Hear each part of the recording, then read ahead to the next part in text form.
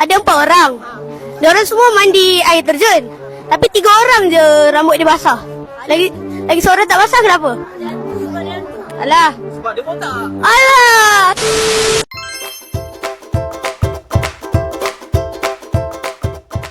Dia cedera tapi kita yang menangis. Siapa kaya?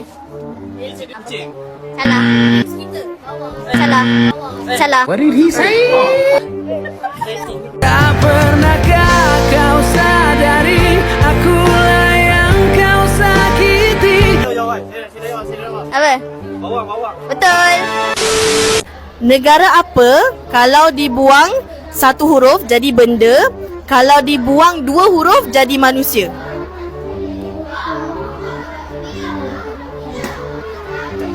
Okay, akak ulang soalan Negara apa kalau dibuang satu huruf jadi benda, kalau dibuang 2 huruf jadi manusia? Tak tahu. Negara apa yang korang tahu? Sebut je negara apa. Tak tahu. Tak tahu? Okey, jawapan dia. Nak tahu jawapan tak? Okey, jawapan dia adalah Itali.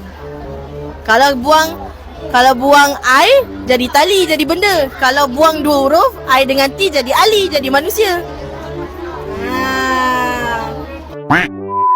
Don't forget to like, follow and subscribe ke Bintang Kecil.